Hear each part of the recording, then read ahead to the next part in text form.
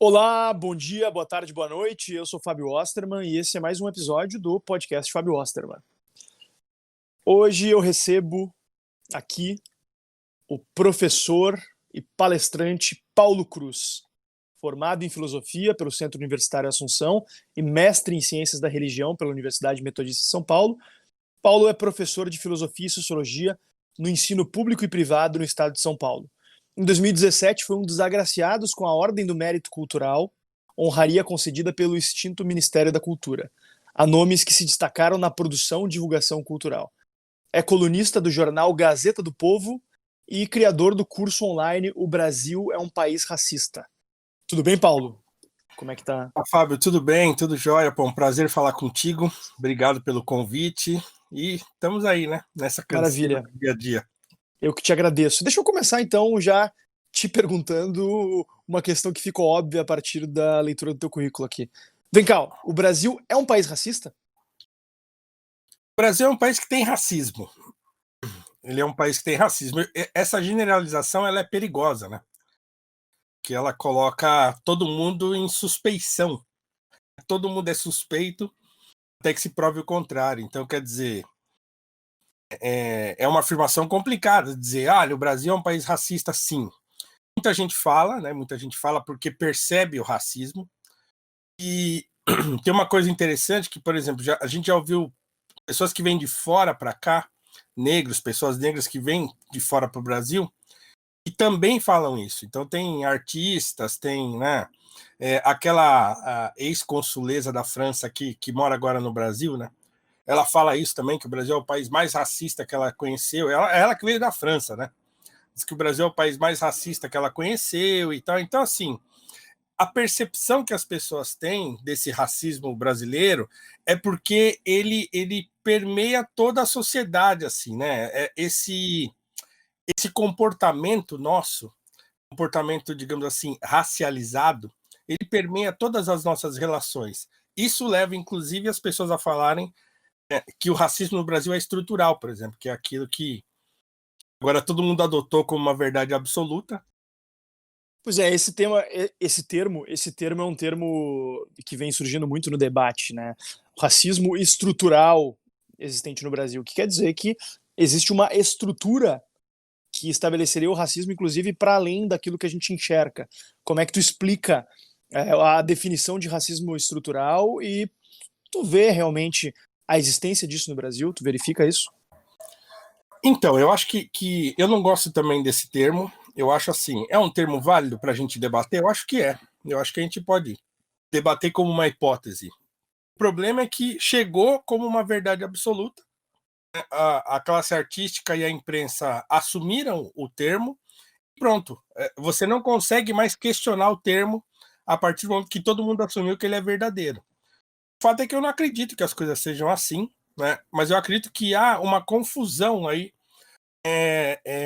no modo como a gente compreende o nosso comportamento. Então, o que eu vejo? Olha, o Brasil tem uma relação difícil em termos de raça-classe, digamos assim. Então, nós temos um comportamento ainda bastante casa grande senzala no Brasil. Elevador de serviço, empregada que tem que usar uniforme do não sei o quê, né? Babá que anda de branco. E a gente tem um monte de comportamentos ainda que são muito, muito arcaicos, né? Que você não encontra em outros países. E nós temos também no Brasil uma elite que que não gosta de ser brasileira.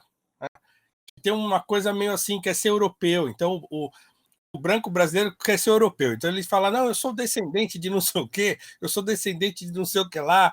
Ele quer escapar da miscigenação, ele quer escapar desse negócio cafuso que é o brasileiro. Então todas essas coisas vão se misturando numa cultura de subalternização do negro. Isso, claro, é histórico. Então, quer dizer, o negro há 130 anos atrás tinha o status, né, de escravo, de escravizado no Brasil. Então, 130 anos depois, isso ainda permeia o nosso imaginário. Então, nós temos um imaginário que subalterniza o negro. Se eu vejo um negro no shopping, de terno preto, camisa branca e gravata preta, se eu tiver uma dúvida, eu vou. O primeiro olhar que eu der para o sujeito é pensando que ele é o segurança do shopping. Aí eu quero perguntar para ele o que é tal coisa que eu preciso. Então, assim, as pessoas chamam isso de racismo. Eu não gosto de chamar isso de racismo, porque o racismo, para mim, é um comportamento consciente. Então, o meu questionamento à ideia de racismo estrutural é exatamente esse. Eu não acredito que as pessoas são racistas sem saber. Creio que elas têm esse comportamento, digamos assim, de subalternizar os negros no Brasil por uma questão de imaginário mesmo. A imaginação moral do brasileiro funciona assim. Então seria uma questão mais, por exemplo, de preconceito, né? Um conceito prévio, né? Mais do que propriamente racismo.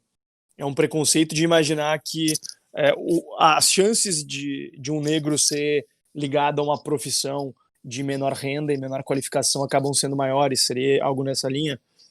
Exatamente. Não, e assim, e o que é verdade, entende? Então é claro que você, por exemplo, quando as pessoas falam assim, lembro quando eu era pequeno, a minha mãe falava assim, quando para eu não fazer coisas erradas, ela falava assim: "Você não vai fazer negrice, hein?". Olha só, a minha mãe falava isso para mim. É um negócio tão arraigado na nossa cultura que as pessoas funcionam assim. Aí você vai dizer: "A minha mãe, ela tá dentro de uma estrutura que é racista, que não sei o quê", e todo mundo olha. Eu acho que sim, tem uma estrutura de subalternização. Eu vejo um negro no restaurante chique, eu vou pensar: "Pô, que jogador de futebol que ele é", né? Eu vou dizer: "Ah, será que ele é o diretor de uma empresa tal?". Porque, na verdade, isso é uma realidade. Você encontra quase não encontra negros em posições de destaque que não seja no esporte ou na música e tal, né? Então isso leva a gente a um comportamento que é cultural e que funciona desse jeito. Não propriamente porque nós somos racistas, né? Porque eu acho que a alcunha de racista é muito séria. Aliás, racismo é crime no Brasil. Sim. Racismo é discriminar alguém com base na sua origem étnica, né? O que tu está querendo dizer é que existe no Brasil um preconceito subjacente a partir de relações que as pessoas fazem a respeito da posição social das pessoas a partir da sua etnia, diferente do que acontecia, por exemplo, nos Estados Unidos até a década de 60, onde haviam barreiras e restrições estruturais, inclusive acesso a direitos civis. Lá tu considerava que era um caso de racismo estrutural? É, porque você tem na lei, né? Pelo menos no sul ali, você tinha leis que regiam a sociedade e discriminavam, né? Agora veja, tem uma diferença também entre a discriminação e o racismo, porque a discriminação, claro, é você separar, você prejudicar uma pessoa por conta da sua cor de pele e tal. Mas tem um negócio ainda outro no Brasil que e não no Brasil, mas em relação ao racismo mesmo, que é a ideia de que o negro é inferior. Por algum motivo, ou culturalmente, ou biologicamente inferior. Então, o racismo é isso. Ele nasce como uma coisa assim. A ideia de que há uma divisão racial no mundo, né? Mais ou menos por questões geográficas, né? E que determinados povos são menos evoluídos do que outros. Né? Então, o racismo é uma teoria da evolução. Então, isso para mim é racismo, é você considerar o negro inferior por algum motivo que não. Um motivo bastante objetivo, assim, né? Que é difícil de encontrar. Então, isso é o racismo. A discriminação pode acontecer por um monte de motivos também, que não propriamente de ordem racial. Então, por exemplo, a polícia tem um estereótipo das pessoas que são suspeitas. Dentre a formação de um estereótipo, a cor é um deles. Tem a roupa, tem o jeito de andar, tem o modo de olhar, se tá de óculos, se não tá, se tá de boné, se não tá. Então, tudo isso monta o estereótipo na cabeça de um policial, por exemplo, que vai fazer com que ele te aborde na rua ou não. Há estudos aí que dizem que, num julgamento, um juiz ele tem a probabilidade de ser mais condescendente com uma pessoa que tá de óculos. Se você tiver de óculos, ele vai olhar para você e já vai pensar, pô, ele deve ler alguma coisa. Né? Então, vejam, é uma coisa muito subjetiva, né? Mas a discriminação ela pode acontecer por uma série de fatores que não simplesmente a questão racial, né? Sim, seria uma discriminação mais ou menos parecida com o que eu vejo relatos de amigas mulheres que são bonitas e muitas vezes se supõe que elas não são inteligentes por serem bonitas, enfim, por terem outros atributos. Exatamente, também tem isso. Então, quer dizer, a discriminação acontece o tempo todo, né? Então, ela pode ser boa, pode ser ruim, o preconceito também pode ser bom, pode ser ruim, o racismo não. Então, por exemplo, quando você vê um caso como esse que aconteceu aqui no interior de São Paulo, do entregador lá que foi entregar uma comida num condomínio, e aí ele não estava encontrando a casa, tá? E saiu uma confusão. O dono da casa começa a xingar o sujeito, falando: você nunca vai, como é que é? Você nunca vai ter nada porque é por causa disso aqui. E apontando o braço, você é preto. E o rapaz nem era negro. Ele era pardo, né? Que é, assim, 60% da população brasileira é parda, né? Ele era, Então, assim, o que a gente chamava de moreno antigamente, né? E bem claro, assim, ele não seria confundido com uma pessoa negra, assim, com facilidade, assim, tem o cabelo liso, assim, tal. Então, mas enfim, mas isso diz muito sobre o sujeito, né? Sobre o homem que discriminou e que foi racista, por quê? Porque ele tinha objetivamente a intenção de ferir o rapaz por conta da suposta cor ou raça dele. Falou: oh, você nunca vai ter isso aqui, você nunca vai morar nesse lugar, por quê? Porque você é negro e não sei o que, entendeu? Então, isso é racismo, né? Ou aquele que era diretor de um time de futebol aqui do Santos, numa mensagem de WhatsApp, ele fala para um amigo dele: ó, fulano, toma cuidado com cicrano, porque esse tipo de pessoa aí não presta. Esse tipo de mestiço aí não presta. Ó, ele fala assim, ele ainda enfatiza. Eu não estou falando preto igual fulano. Estou falando desse mestiço, esse misturado. Isso aí é gente que não presta. Ele falou desse jeito. não cheguei a ver essa história, mas que coisa Eu bizarra. escrevi um artigo sobre isso. É um tal de Adilson Durante Filho. Ele desapareceu do Uhum. mapa, mas isso aí repercutiu demais. Aliás, o interessante tem sido a repreensão social a casos como esse, né? Isso que é Exatamente. interessante. Eu acho que ao mesmo tempo é um movimento positivo e um avanço evolutivo da sociedade de perceber e claramente repudiar por vias sociais manifestações racistas, até manifestações subjacentes como essa que tu falou aí, que a tua mãe te falava, não vai fazer negrice. Isso é algo que eu ouvia também de parentes mais velhos, né? Acho que era realmente algo que havia na sociedade. Obviamente ainda existe racismo, infelizmente, é uma chaga lamentável. Eu acho que é inclusive fruto do nosso arcaísmo e do nosso subdesenvolvimento, porque é uma forma absolutamente bárbara de coletivismo, né? Tu julgar o valor de uma pessoa pela cor da pele dela. Tanta coisa mais relevante para se julgar, enfim. Disse a palavra certa. É fruto do nosso arcaísmo mesmo, né? Do nosso subdesenvolvimento. Então, nós temos ainda uma mentalidade subdesenvolvida, né? Então a gente não. E assim, e essa confusão que se fez no Brasil entre raça e classe também é um negócio que alimenta muito isso, né? Então, assim, existe, claro, a maioria dos negros ainda está numa situação de pobreza no Brasil, sim. Pobreza no Brasil tem cor? De certo modo, sim, né? É por herança da escravidão? Eu já penso que não, porque já passaram-se muitos anos. Assim, claro que a origem foi a escravidão, ou Teve um filha, impacto relevante, né? o impacto relevante. Apesar Mas de ter sido 140 anos atrás, teve um impacto, mas o 130 anos problema atrás. é que em 140 anos ninguém fez nada. Então, quer dizer, a discriminação que os negros sofreram depois que a abolição acabou, depois que a escravidão acabou, foi muito maior do que no período escravista. As teorias eugenistas, por exemplo, elas vão surgir no final do século XIX aqui no Brasil. Isso vai entrar pelo século XX no Brasil e até a década de 30 a gente falava, a elite pensante brasileira falava em eugenia. Entende? Então, quer dizer, eu acho que as primeiras 3 décadas do século XX no Brasil foram muito piores para os negros do que o período escravista todo. Porque as consequências de política pública, as consequências de uma mentalidade da elite em relação a essa questão eugênica, isso é terrível, né? Tá, mas a Não é? gente entra, a gente entra numa questão relevante. Como é que a gente vence o racismo, então? Como é que a gente supera o racismo? Será que não é por meio de ações afirmativas, por meio da exposição do racismo, como tentam fazer de uma forma bem exacerbada os grupos mais à esquerda aí, que assumem a questão da política identitária.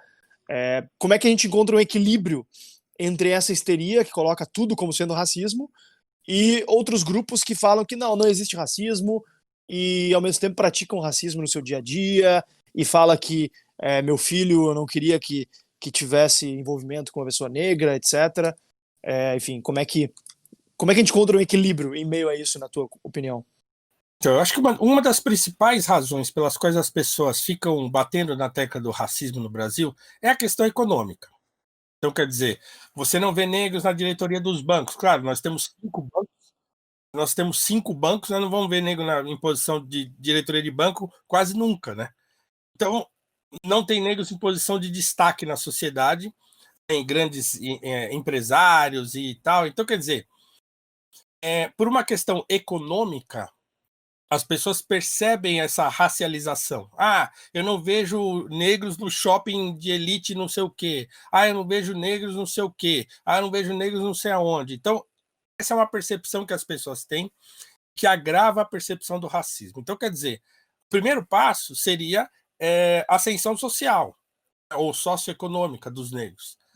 Agora, o problema é que querem fazer isso a partir de ação afirmativa. É uma espécie de band-aid no negócio. É uma espécie de pular etapa. E pode ser considerado como um racismo institucional reverso? Eu não diria. Eu acho que, claro, se você estabelece uma ação afirmativa, você acaba institucionalizando a ideia de racialização do país. Eu não chamaria isso de racismo, mas é uma espécie de racialização das relações no país. Tá? Fulano não consegue chegar à universidade porque ele é negro. Então a gente aqui na frente dá um jeito de melhorar o acesso. Né? Só que, meu amigo, 50% dos jovens pobres brasileiros sequer terminam o ensino médio. Abandona a escola. Então, como é que as pessoas estão tentando resolver o problema, ou pelo menos equacionar o problema lá no ensino superior, se a desgraça está no ensino básico? Não faz nenhum sentido para mim pensar em ação afirmativa com o ensino básico do jeito que é. Mas tu acha que faria sentido alguma ação afirmativa, não uma ação afirmativa, mas uma política pública mais enfocada em buscar auxiliar jovens e crianças negras a terem uma conclusão do seu ensino fundamental e médio, uma política pública mais enfocada ali na base? Será que faria sentido? De forma específica, né? Não geral em todos. Quando a gente fala em política pública, eu já penso no Estado fazendo alguma coisa. E se eu pensar o Estado fazendo alguma coisa, não vai funcionar. Então, seria Geralmente assim, é o caso. o que precisa acontecer é melhorar o ensino básico. De que forma vai melhorar? Bom, a gente pode pensar. Essa semana eu estava conversando com os meus alunos sobre isso, apresentando para eles, por exemplo, ideias sobre vouchers, sobre as escolas charter, por exemplo, que tem lá nos Estados Unidos e tal, que aqui no Brasil nem se discute. E se você entra na internet e procura essas coisas, você encontra um monte de artigo falando mal.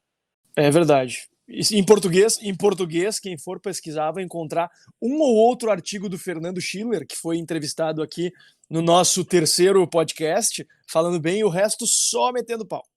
O Ed Choice também, do Gabriel Mendes e da Ana Maria Camargo, também eles têm produzido material e tal, mas assim, você encontra com muita facilidade demonização da coisa. Então, quer dizer, o debate nem acontece. O que eu falei para os meus alunos é o seguinte, olha, vocês têm o direito de saber que essa discussão existe fora do Brasil, vocês são jovens, vocês têm a vida inteira pela frente, então se vocês tiverem uma preocupação com a educação daqui a um tempo, é direito de vocês saberem que isso existe e ajudar esse debate a acontecer no Brasil, porque ele é um debate proibido. Boicotam o debate. Outro dia eu escutei a Tabata Amaral falando isso, ela respondendo uma pergunta de uma entrevista, metendo malho nas escolas charter e no sistema de vouchers. Então eles enxergam tudo isso como coisa de elitista, e que as empresas vão se aproveitar. Então, o Estado se aproveita mais do que todo mundo. Assim, é uma discussão que precisa acontecer. Então, tem que melhorar o ensino básico. Eu acho uma crueldade o abandono que a militância, por exemplo, faz do ensino básico para ficar brigando lá na frente pela cota, porque cota é uma causa política. É que também o estudante cotista que ingressa na faculdade, ele vota, né? O, a criança, a criança que está lá tendo aula no ensino fundamental com um professor sem vontade, com um professor desvalorizado, com pouca estrutura, sob um sistema de incentivos perversos, essa criança não vota. E os pais dela, infelizmente, provavelmente tiveram menos educação que ela e têm menos discernimento e menos condições de avaliar também e fazer uma manifestação política a partir daquilo que ela está vendo no dia a dia, né? Exatamente, exatamente. Então é isso. Cota, ação afirmativa é política, não é educação. Cota é política, é uma ferramenta de barganha política. Não tem nada a ver com educação isso aí. Falar, não, porque agora tem. Aí eles ficam produzindo gráficos e produzindo estatística como se isso fosse, claro, isso convence a maioria das pessoas, né? Mas se você lê um livro do Thomas Sowell, você já vê que esse negócio todo é muito falacioso, né? E as coisas não são assim. As pessoas, não, produz, porque os cotistas Qual estão. dos livros do Thomas Sowell tu recomenda para quem quiser Bom, entender melhor isso? o Discriminação e Disparidades é um deles, né? É um Tem livro. gente que alega que esse livro tá, tem gente que alega que esse livro tá um pouco desatualizado. Tu acha que ele ainda Eu não acho que ele esteja desatualizado, porque ele trata de números, mas ele te ensina a pensar sobre os números.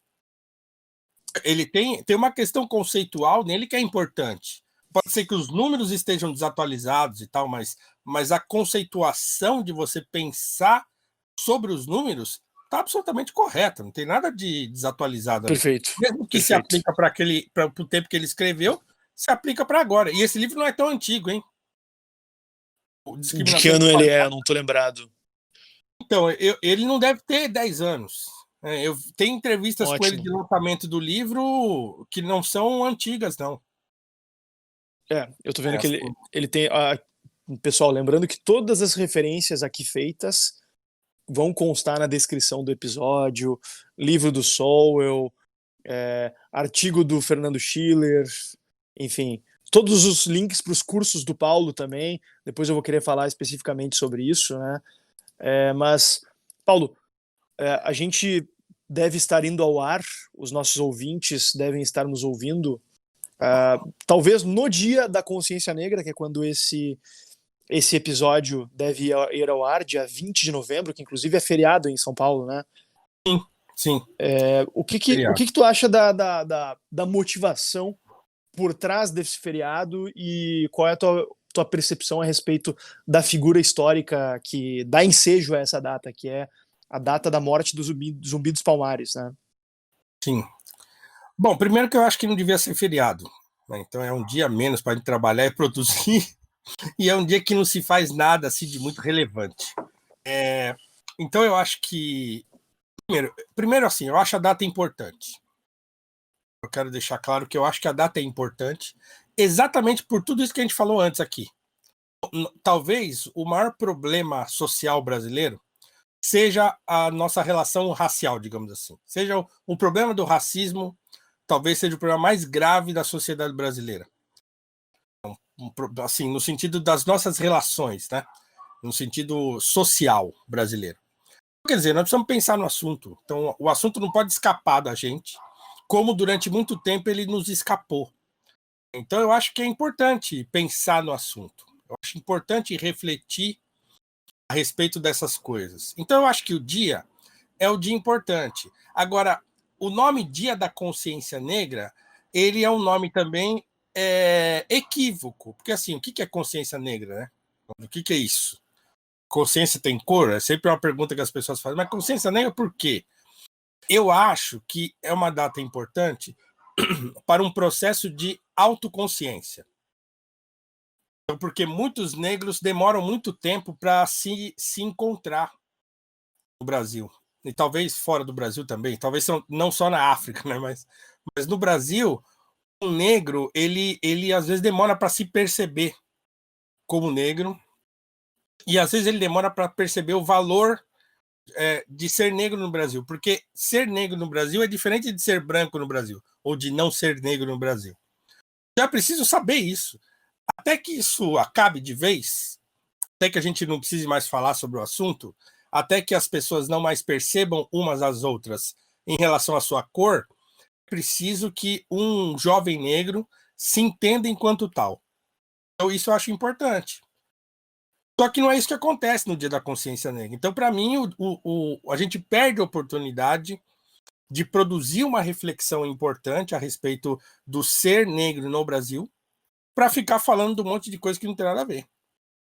Então, eu acho que a data poderia ser uma data interessante para a gente refletir e tal, e trazer uma discussão bacana sobre o assunto, mas infelizmente isso não acontece.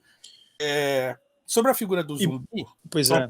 você ia perguntar uma coisa? É isso que você ia falar? Eu ia perguntar exatamente sobre isso. Por que Então, a figura do zumbi ganhou tamanha celebração no Brasil, na tua opinião?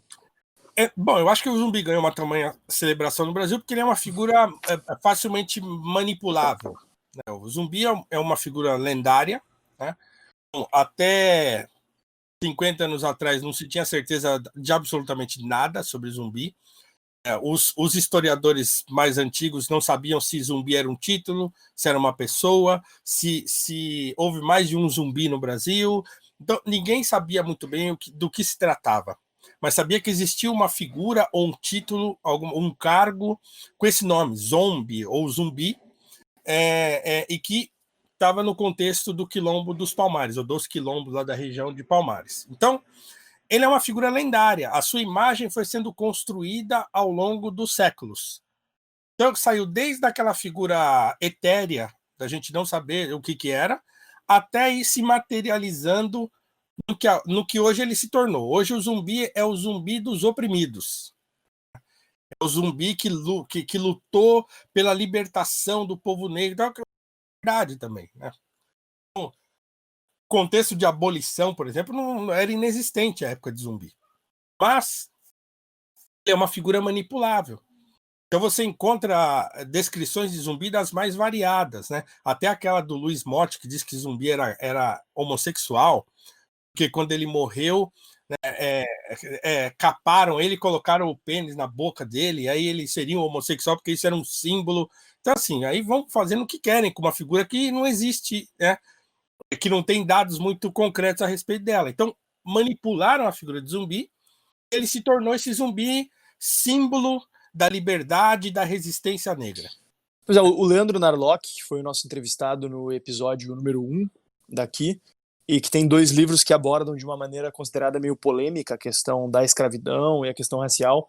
Um deles é o Guia Politicamente Incorreto da História do Brasil, que tem um capítulo dedicado especificamente ao zumbi, e outro é um livro que eu achei bem interessante, chamado Escravos. Eu não sei se muito bom esse livro. Se tu já leste. É muito bom. Ele conta relatos em que ele é acusado, de certa maneira, de passar pano para a escravidão, e ao dizer que zumbi tinha escravos, de buscar tentar deslegitimar o zumbi. E a argumentação dele é de que não, nada disso. O que eu quero dizer é que o zumbi era uma criatura do seu tempo. Naquela época se considerava, hoje a gente vê como um absurdo que é, mas naquela época se considerava como razoável uma pessoa de posses, uma pessoa poderosa ter escravos. Inclusive era muito comum que escravos recém-libertos no Brasil comprassem escravos, inclusive para reforçar a sua posição social e se mostrar como iguais perante o restante da sociedade, né? Sim, não, no Brasil nós tivemos a coisa mais maluca de todas, que é escravos que tinham escravos. Né? Às vezes o sujeito, os escravos eram alugados para trabalhar em outra fazenda e tal. E ganhavam por fora. Na verdade, o senhor ganhava e dava uma parte para o seu escravo que trabalhava fora. Esse sujeito ia aguardando, não tinha com quem gastar, ele ia aguardando. Uma hora ele estava com uma grana para comprar a própria alforria. Aí ele ia para o senhor e falava, ó, eu tenho aqui X, eu quero comprar minha alforria. Aí o senhor não vendia. Não, eu não posso ficar sem você e tal. Aí o que ele fazia? Comprava outro, o escravo, e ficava com o escravo para ele. Às vezes ele comprava um, depois ele comprava outro, aí ele pegava esses dois e falava, ó, agora fica com esses dois e deixa eu ir embora. Isso é o Brasil, Fábio. Isso é o Brasil, entende? Então, assim, o que o Narlock faz, e o que as pessoas falam, é porque ele passa pano, mas ele só mostra as informações que existem disponíveis. A gente leu Sebastião da Rocha Pita, que é um historiador que escreveu a História da América Portuguesa, que é um livro do século XVII, se eu não me engano, XVII, XVIII. Ele lá fala já que Zumbi tinha escravos, que em Palmares tinham escravos.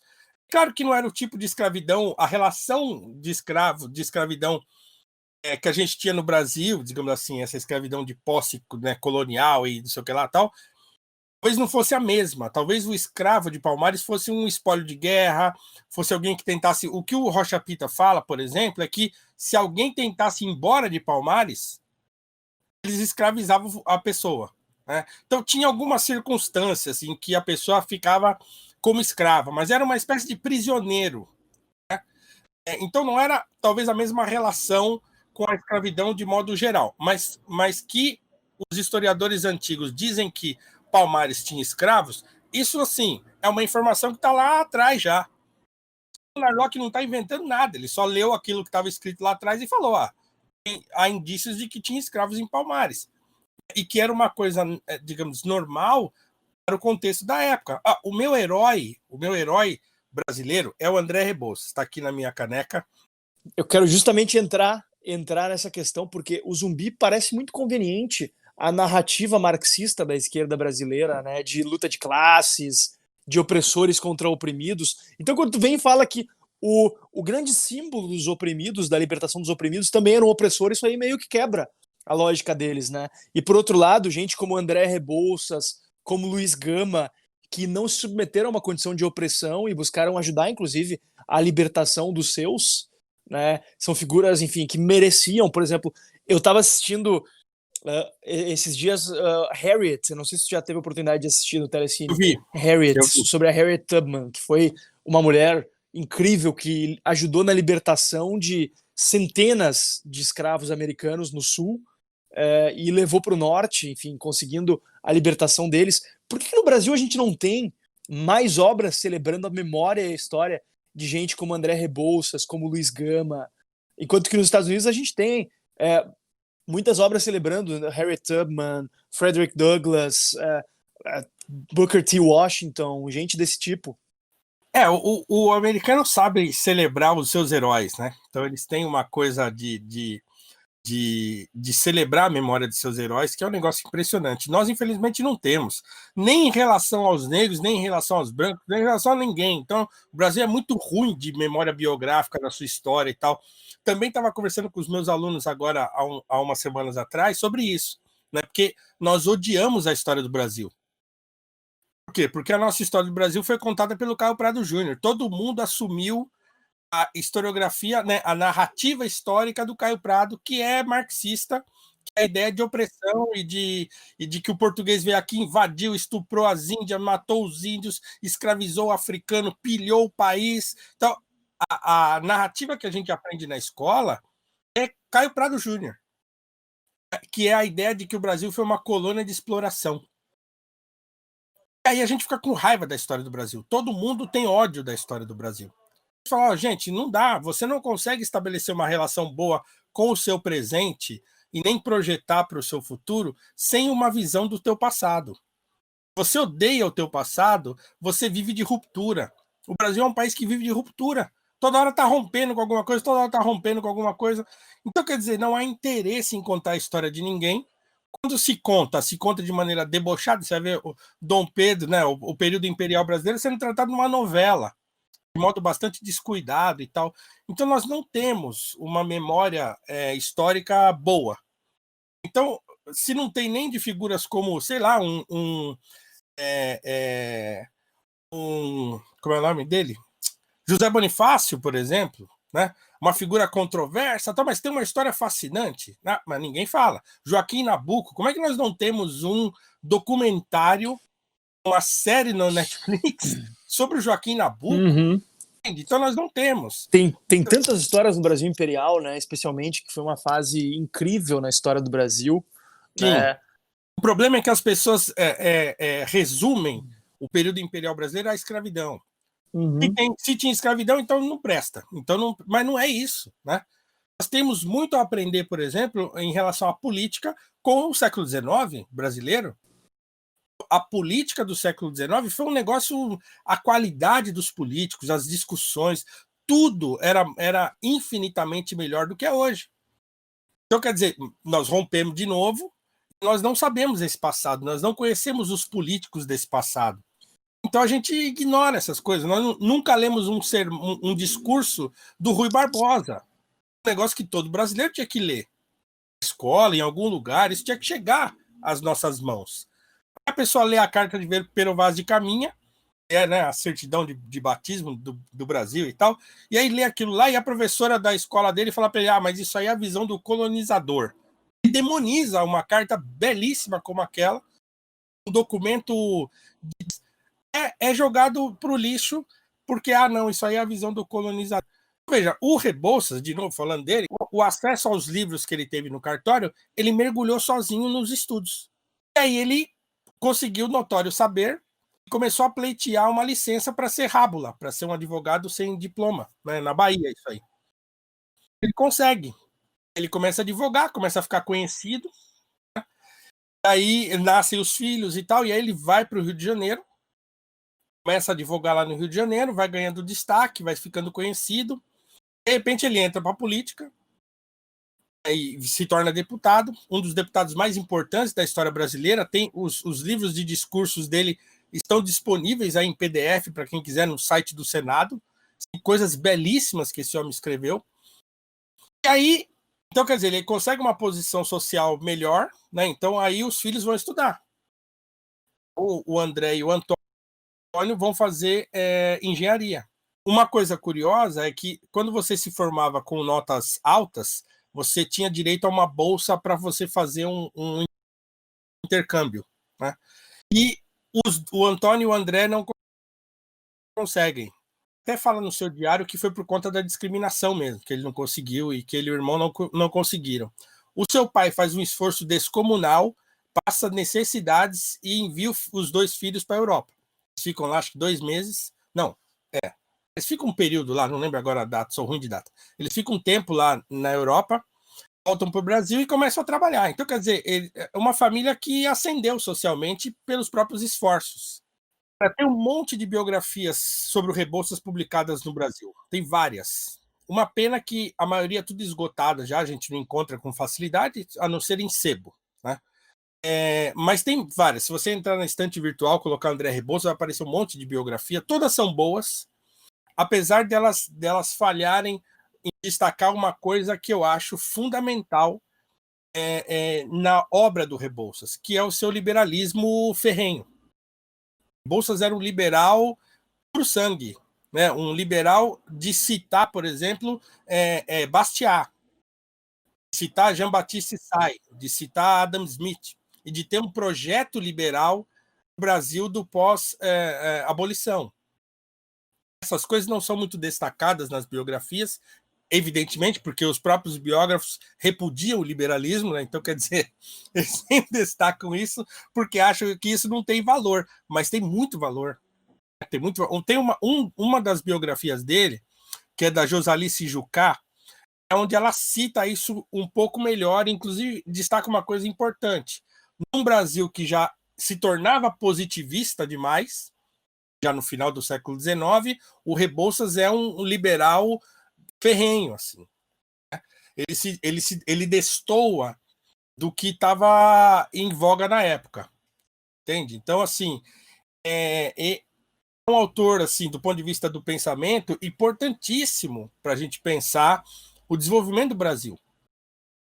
E as pessoas escolhem o zumbi, que é uma figura que não tem, assim, eu faço o que com a figura do zumbi? Nada. O zumbi escreveu alguma coisa? Não. Falou alguma coisa? Não. Ele é o quê? Ele é uma imagem, ele é um símbolo. Esse símbolo eu fico manipulando, né?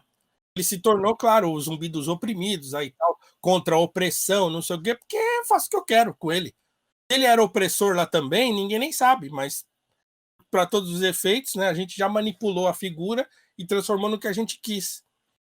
Agora, eu participei dei uma entrevista recentemente, que quando eu toquei no nome do André Rebouças, a primeira coisa que a pessoa me falou, mas ele não era amigo da elite?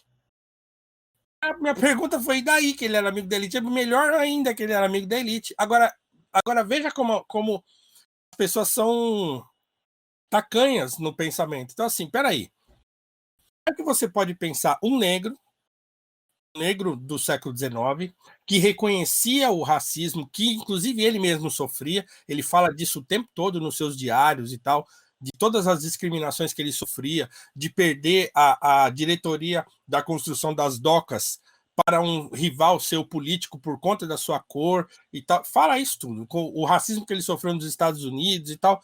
Então, assim, era um negro consciente da sua condição de ser negro no Brasil. E foi o motor da abolição brasileira. Como é que essa pessoa pode ser amigo, e de fato ele o era, da família imperial brasileira? As pessoas não conseguem entender, né? Aí atribuem isso aí a uma espécie de fraqueza moral do sujeito. Porque nunca leio uma linha do que ele escreveu. Porque se você ler, você fala, meu Deus, mas talvez nós não tivéssemos alguém mais consciente do problema racial e da escravidão no Brasil do que o André Rebouças.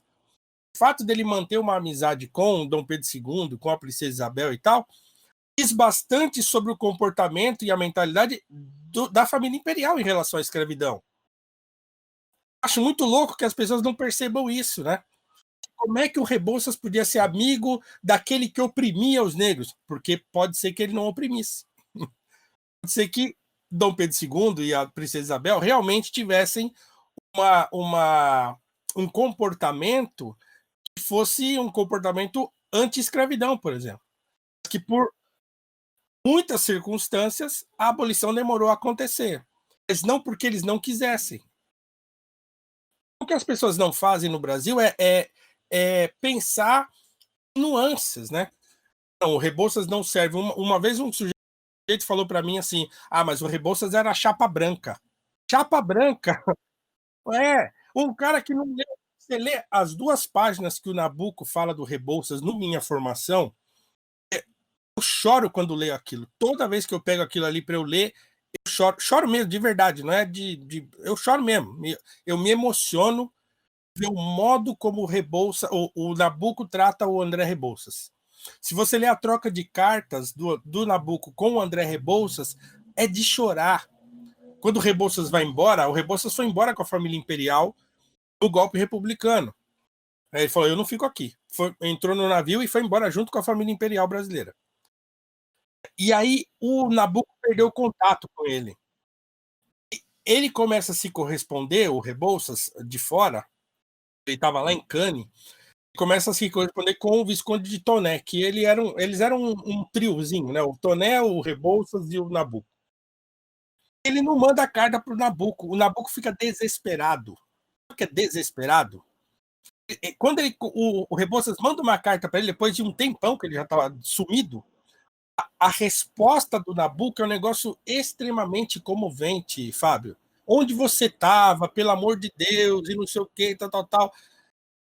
As pessoas não percebem isso, entendem? Enxerga só opressor e oprimido. Se era amigo da família imperial, então era opressor também. Ou então Sim. Era o oprimido que queria ser opressor. Pelo amor de Deus, né?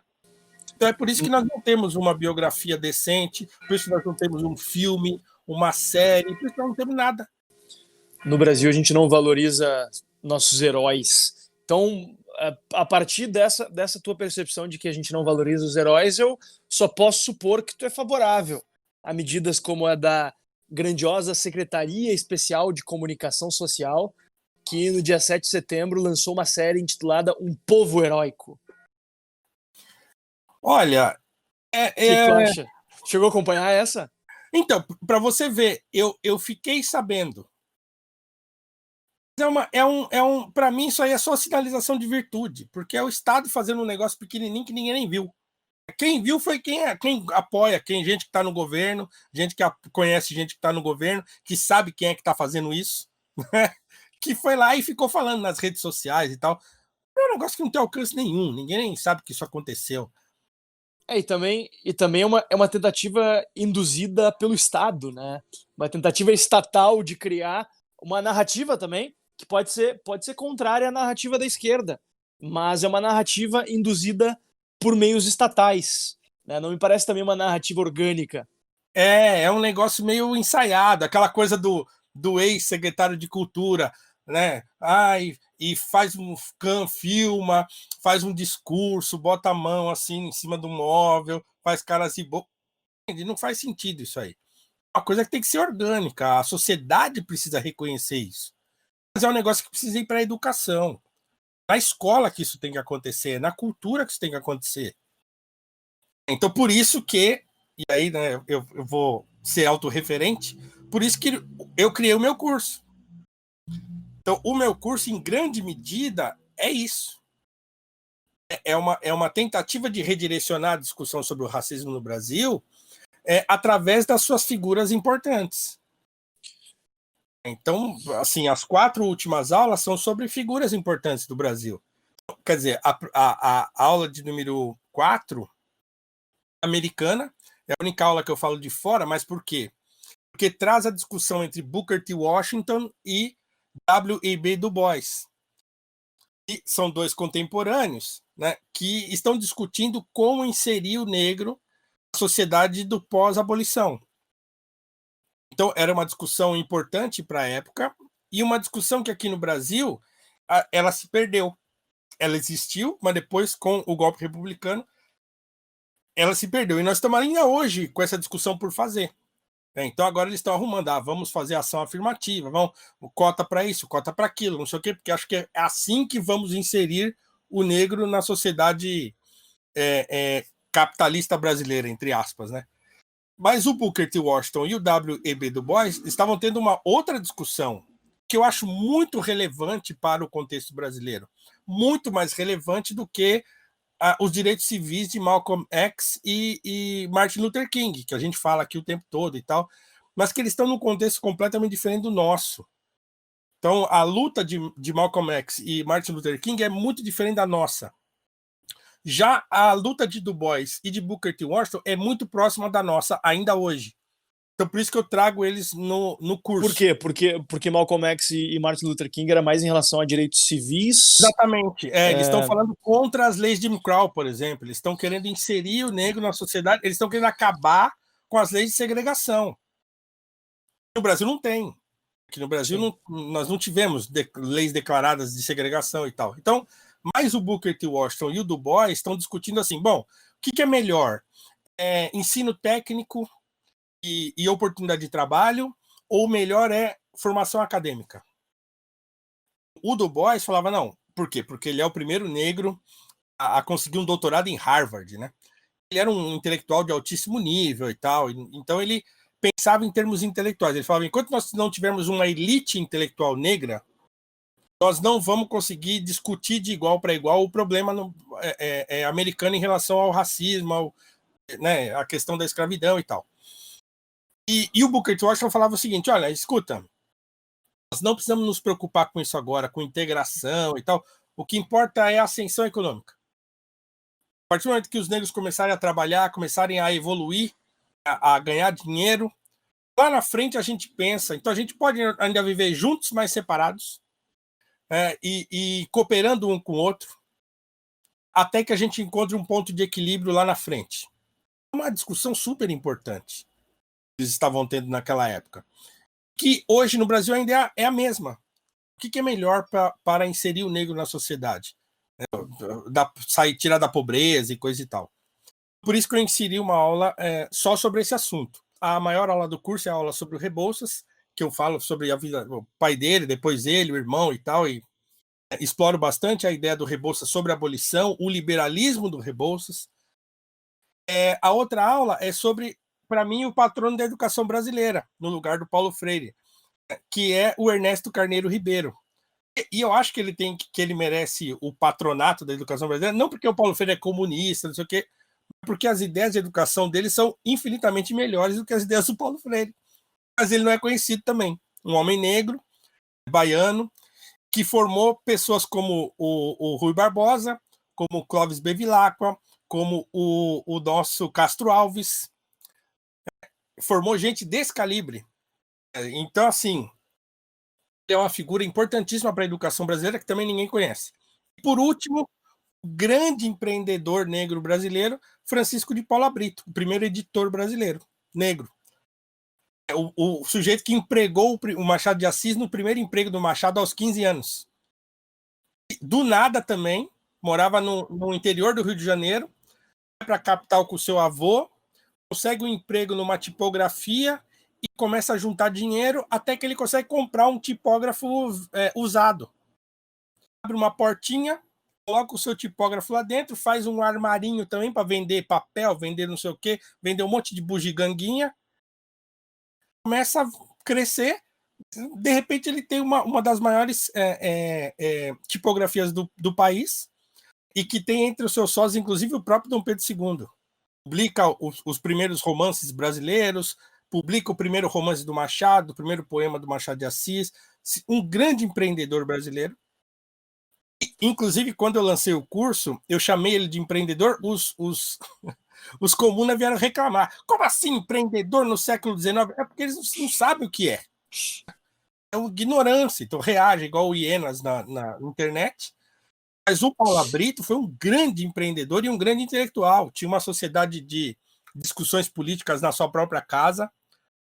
Veja, essas figuras brasileiras que a gente simplesmente não conhece.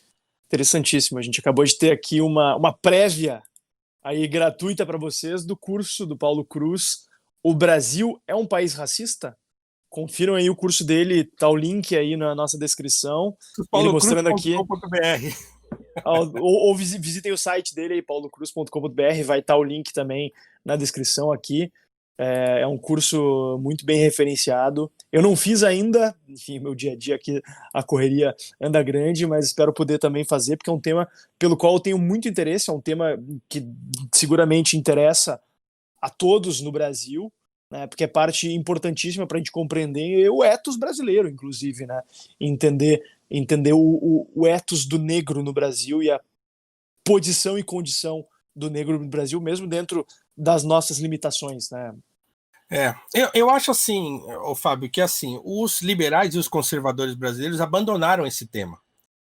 Muito tempo. A gente deixou que a esquerda tomasse conta da direção e a esquerda levou para o campo das políticas identitárias.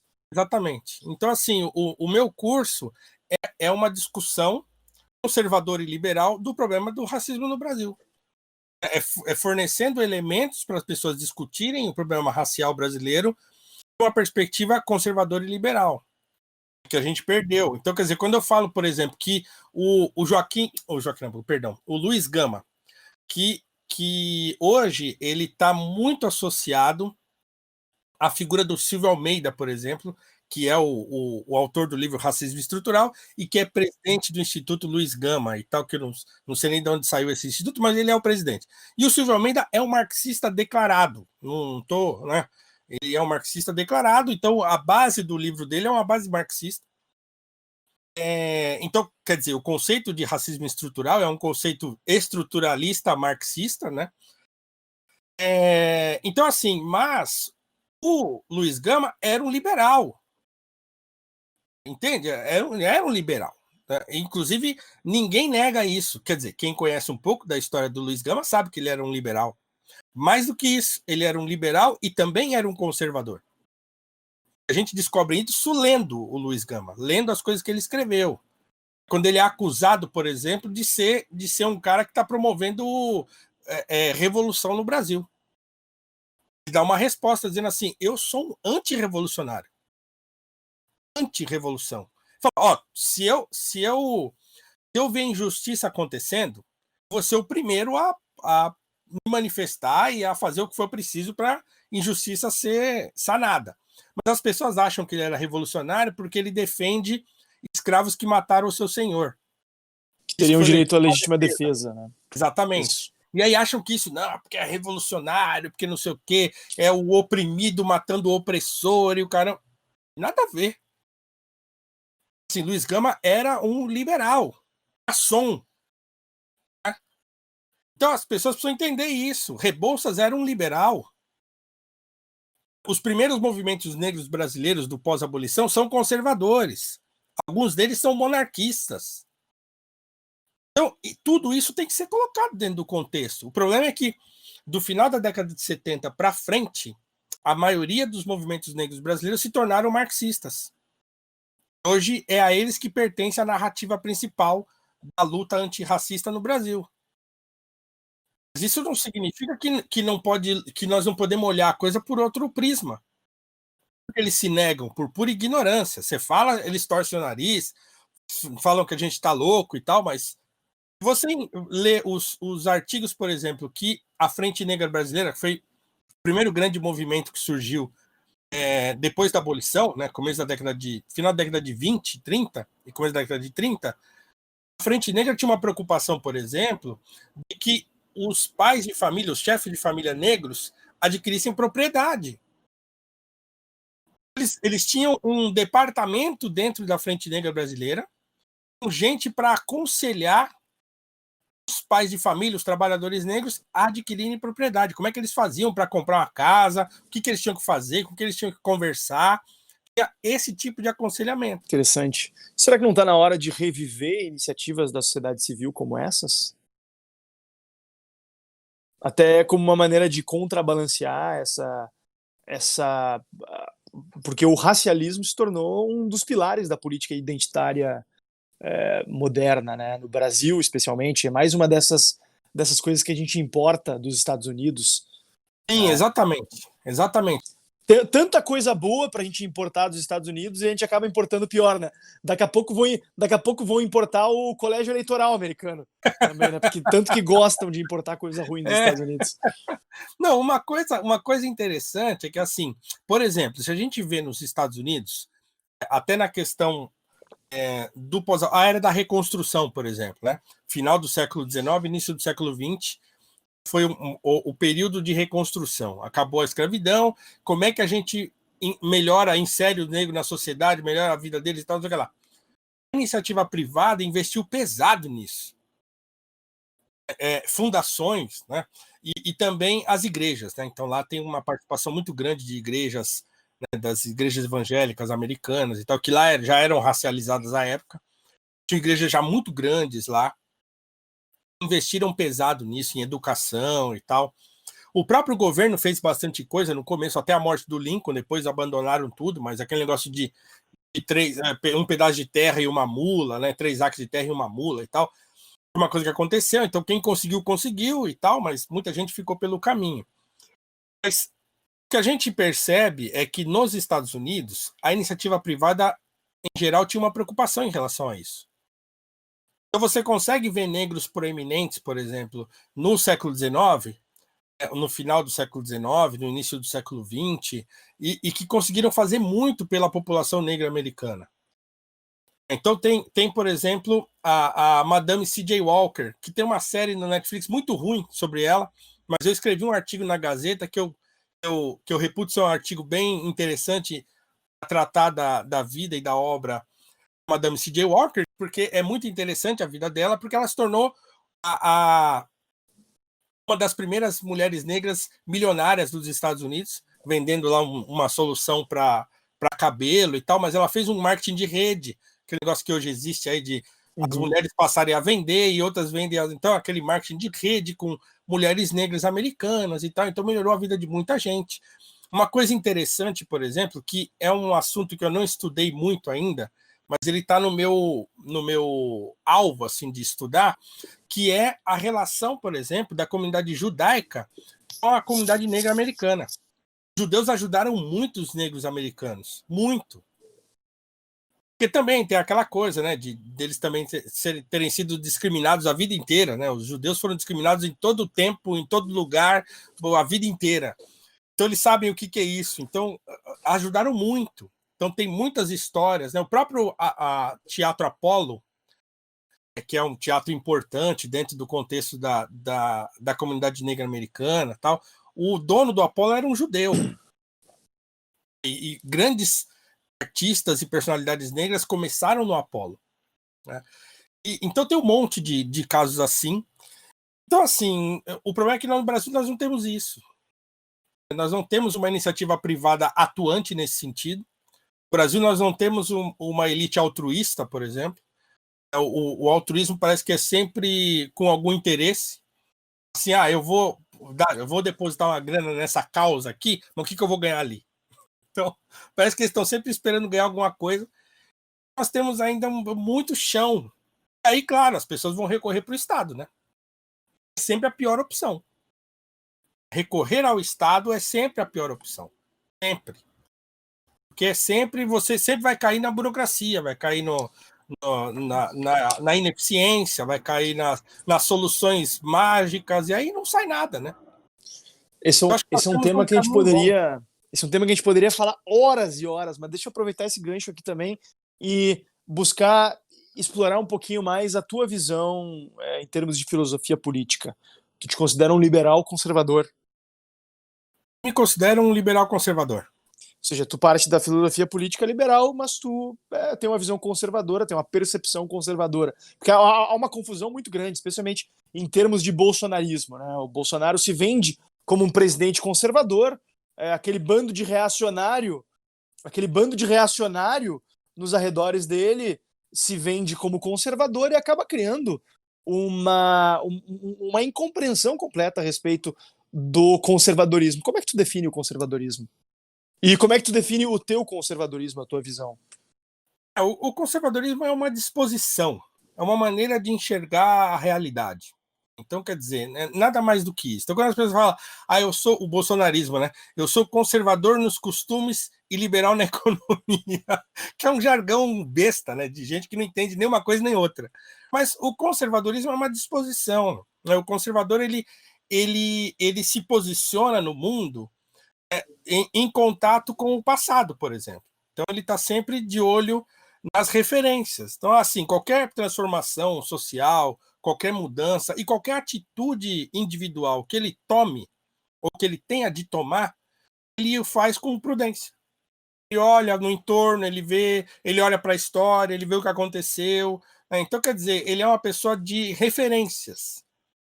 Ele se posiciona de modo politicamente, ele é um cético. Então, quer dizer, acredita pouco, porque assim, na verdade, o governo é um grupo de pessoas mandando em todo o resto. Então, geralmente ele sabe que um princípio conservador é a imperfectibilidade humana. Então, quer dizer, o homem é imperfeito, o ser humano é imperfeito e comete erros. Quanto menos poder essas pessoas que têm poder tiverem, melhor. Menos estrago elas vão fazer.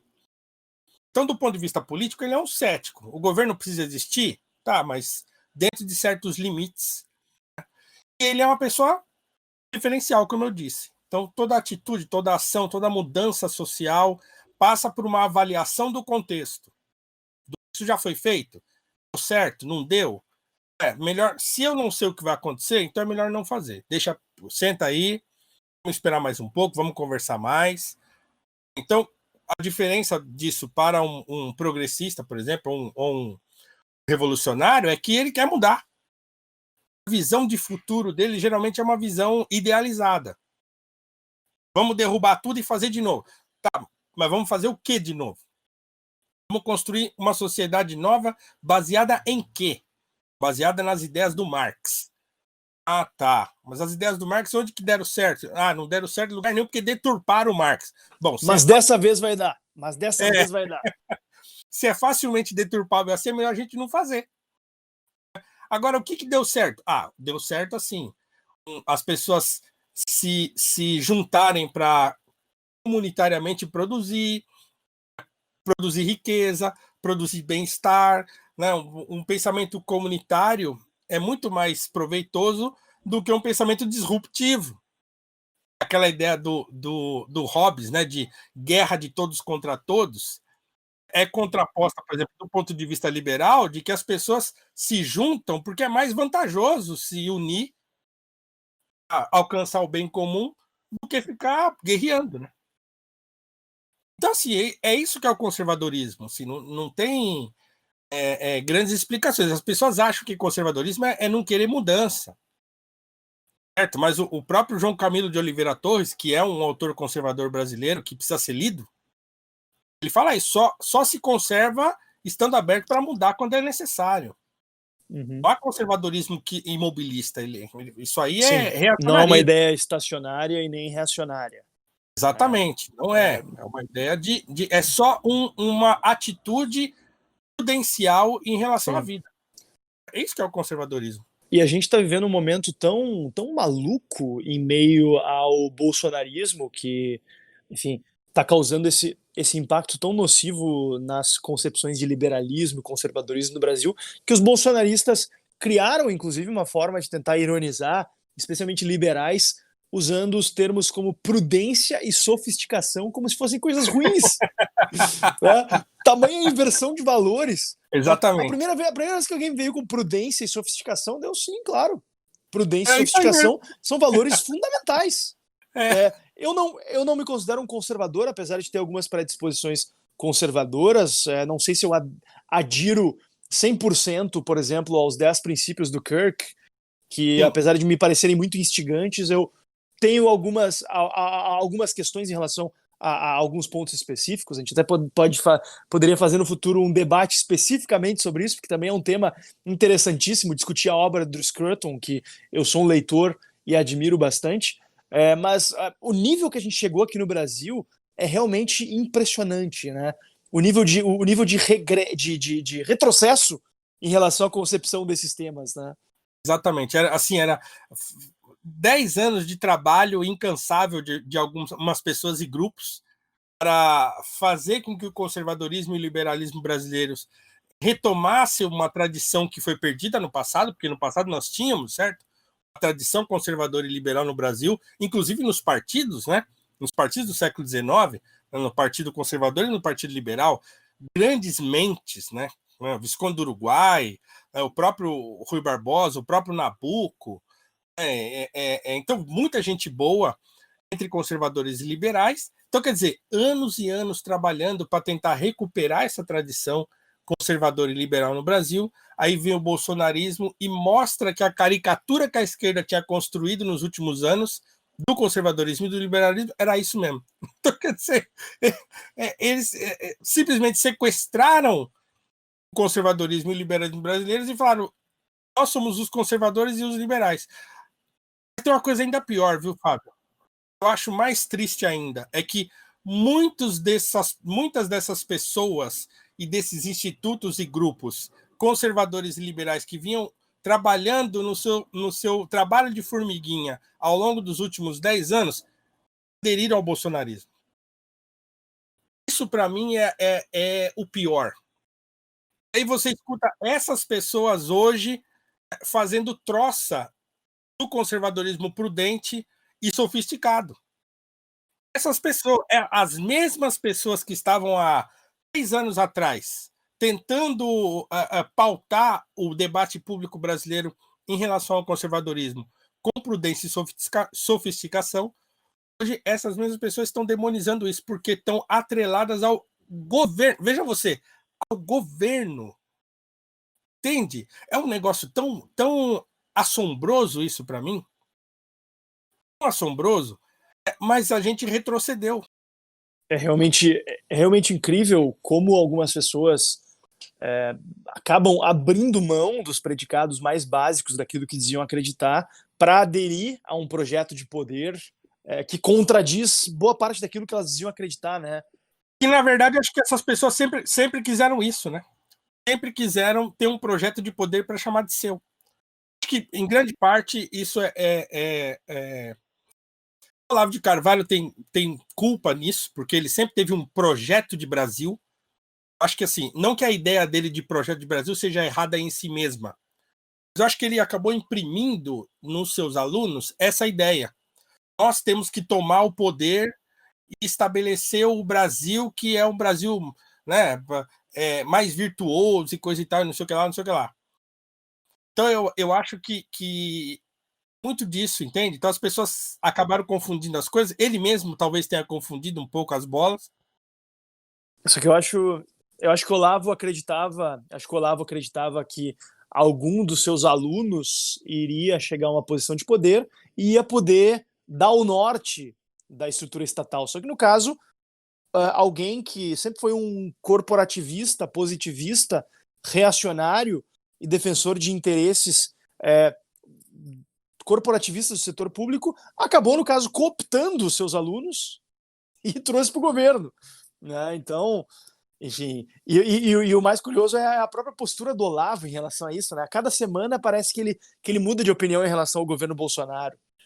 Tem até um amigo, o Felipe Hermes, que diz que as oscilações de humor do Olavo se dão de acordo com a data do mês. o quão próximo chega da fatura do cartão de crédito dele. Aí eu não saberia dizer. Eu também não, mas é estranho, né? Assim, é muito curioso. Também nós criamos uma coisa que é assim: o bolsonarismo virou status. Status no sentido de, se você é bolsonarista hoje, você cria um canal no YouTube, em 2 semanas você tem 100 mil seguidores. Você consegue monetizar, você consegue ganhar dinheiro. Sim. Você é bolsonarista, você tem público, você ganha público, ganha audiência, monetiza isso. Então, muita gente foi correndo para o bolsonarismo também por isso. Sim. No fim das contas, grande parte das pessoas que gravitavam em torno do conservadorismo e do liberalismo brasileiro, na verdade, estavam tentando se dar bem de algum modo e acharam o bolsonarismo. Cansaram de fazer trabalho de formiguinha, cansaram de sofrer. Eu sou professor de escola pública em São Paulo. Eu ganho mal. O professor no Brasil ganha muito mal, em geral. Então, assim, mas eu tô aqui. O meu curso lá tá rodando. Então, assim, eu não mudei nada do que eu pensava antes. Eu não fui correndo para esse negócio aí para me dar bem. Mas muita gente foi.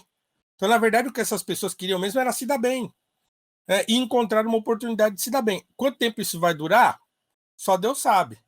Né? Só que tem gente apostando muito alto nisso, apostando muito alto na perpetuação desse plano de poder, desse projeto de poder, que daqui a pouco vai passar.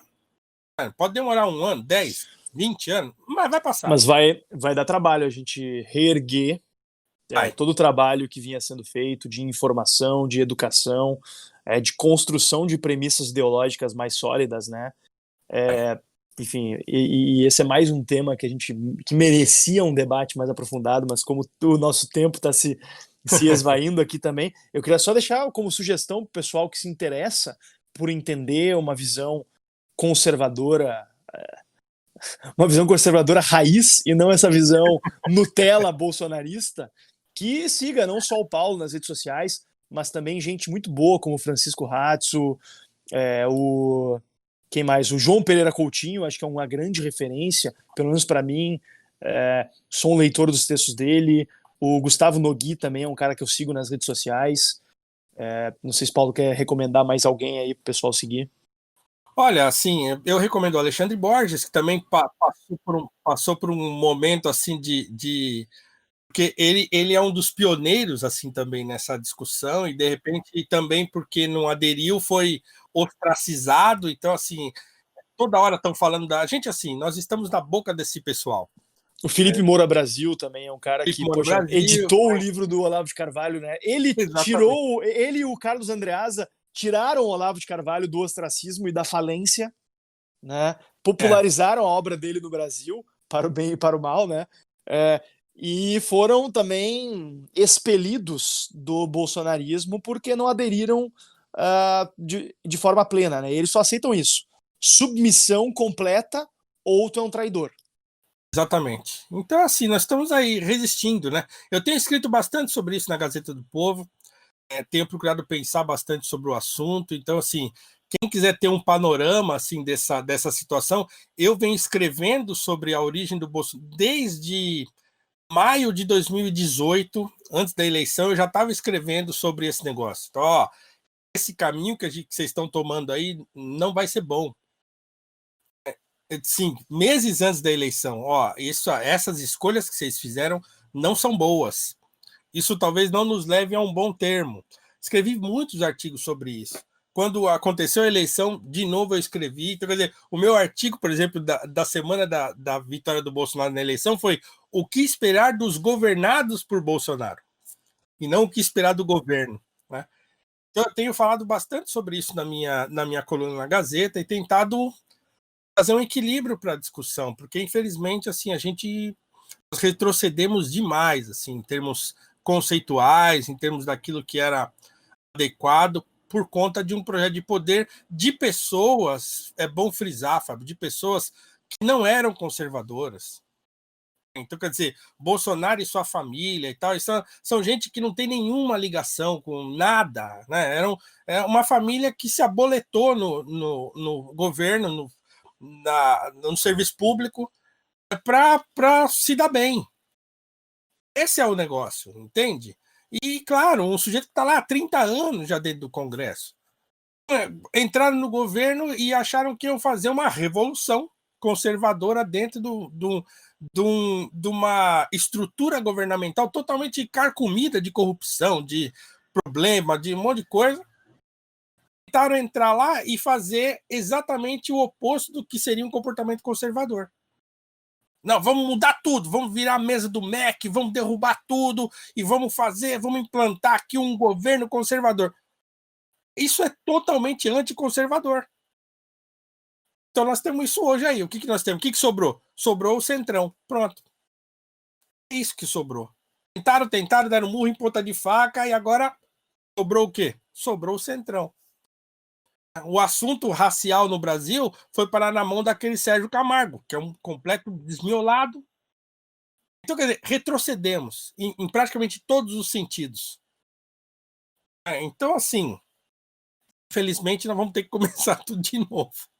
É um trabalho, né? Mas acho que a gente consegue. Felizmente, o tempo está do nosso lado e as melhores ideias estão do nosso lado. Mas, Paulo, eu queria te agradecer muito pela atenção, pelo tempo, disposição e também pelo teu trabalho que tu tem feito aí para ajudar a educar essa turma aí, Brasil afora, internet afora, no dia a dia. E eu queria finalizar com o quadro que a gente geralmente termina aqui no nosso podcast, que é onde eu pergunto para os nossos convidados, peço a eles uma sugestão de livro e uma sugestão de série. Eu não sei se tu é um cara das séries, se não for muito das séries, pode ser um filme, mas tu puder nos indicar aí. E como eu sei que tu fez a tua dissertação de mestrado sobre a obra do C.S. Lewis, especificamente sobre o título Teologia e Imaginação Moral na Trilogia Cósmica de C.S. Lewis, eu vou extraordinariamente fazer 2 pedidos. Um livro à tua escolha e um livro para começar a conhecer a obra do C.S. Lewis. Bom, um livro de caráter mais geral que eu recomendaria a todos. Bom, posso falar 2? Um que é Pode, ficção claro. e outro de não ficção. Então, não Perfeito. ficção, A Política da Prudência, do Russell Kirk. Acho que dá um panorama do que a gente conversou aqui. Assim, um panorama conceitual e com personalidades e tal, e conceitos. Que vai ser reeditado como A Política da Prudência e da Sofisticação, ouvi dizer. Exatamente. Então, A Política da Prudência, então, do Russell Kirk, pela Realizações. Também eu queria sugerir um livro do Dostoiévski, que é um escritor que eu admiro muito, assim, que talvez seja o maior escritor de todos os tempos, mas é um livro, digamos assim, das novelas menores, assim, não é um dos grandes romances, mas ele é importantíssimo para entender o que é o contexto imaginativo da nossa sociedade contemporânea, que é o Memórias do Subsolo. E que eu acho que é o livro inicial. Se você quer ler o Dostoiévski, tem que começar pelo Memórias do Subsolo. Tá? Então, Memórias do Subsolo e A Política da Prudência, do Russell Kirk. Bom, para começar a ler o C.S. Lewis, eu acho que tem que começar pelas Crônicas de Nárnia. Tem que começar pela ficção e por aquilo que era mais caro a ele, que era a sua obra imaginativa. Então, Crônicas de Nárnia, eu acho que é uma boa introdução ao que o C.S. Lewis pensa. Vai parecer que, não, mas história de criança, infanto-juvenil, não, mas pode ler que está tudo lá. E depois, em segundo plano, o Surpreendido pela Alegria, que é a autobiografia do C.S. Lewis, que também é muito interessante para entender o seu pensamento, a sua conversão ao cristianismo, então, os seus anos de ateísmo. Então, Surpreendido pela Alegria e Crônicas de Nárnia. Tá? E agora, para finalizar, duas séries, vamos lá. Só para entender conservadorismo, se você quer entender, ver o conservadorismo funcionando, assista Downton Abbey. Downton Abbey está no Amazon Prime. É uma série espetacular. E ela é espetacular não só por toda a produção, é uma produção belíssima. Eu não sei, você já viu, Fábio? Se não viu... Não, já me foi recomendado. Quem gosta muito dela é o Bruno Garchagen. Então, Já ouvi ele falando algumas vezes. É porque, assim, nessa série, é uma série que está dentro de um período que a própria Inglaterra estava passando por muitas transformações, período de guerra e coisa e tal. Então, uma família de aristocratas tendo de lidar com as transformações do tempo. A mudança da mentalidade, a mudança das coisas. Então, assim, o conservadorismo sendo exercido por uma família, né? E a sua relação com os empregados e tal. Então, é uma lição de conservadorismo. E uma outra série que eu vi recentemente, aliás, e ela acabou de ser colocada no Amazon Prime, é The Americans. Que bom saber, ela voltou pro... Voltou. Quer dizer, voltou. Ela tinha no Netflix antes, né? Até a terceira temporada. Poxa, é uma série muito boa. Que bom saber. A série é muito boa, que é um casal de Guerra Fria, né? Um casal de soviéticos que vai para os Estados Unidos para fazer contra-espionagem, né? Então eles têm uma agência de viagens, é um casalzinho normal, americano, entre aspas, mas eles são espiões soviéticos, eles têm um casal, filhos, né? São americanos, nasceram nos Estados Unidos e tal. Olha, essa série é fantástica e tá lá no Amazon, então veja, porque é muito boa. Recomendo também, muito fortemente. Por último, desculpa, Fábio, tomar mais o teu tempo, mas o meu curso da Gazeta, né? Teu curso novo. Tem um curso novo, é um mini curso, na verdade, são 4 aulas, um curso gratuito na Gazeta do Povo, que é Religião e Política, uma relação perigosa.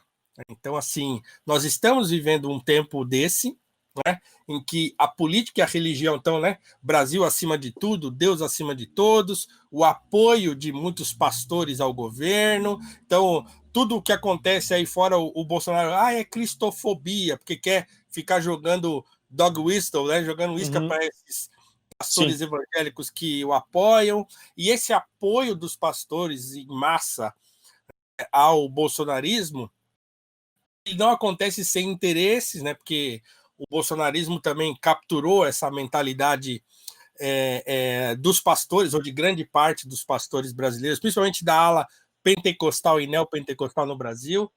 Eu trato disso no curso, inclusive. A última aula é mais especificamente sobre esse tema, e eu vou falar, inclusive, do tempo que a gente está vivendo hoje. Então, são 4 aulinhas de entre 30 e 40 minutos, um mini curso, mas está bem legal, de graça, na Gazeta do Povo. Olha aí, que interessante. gazetadopovo.com.br/cursos. O link vai estar na nossa descrição aqui também, então quem tiver interesse, só procura lá. Paulo, muitíssimo obrigado pela tua disposição, atenção aí.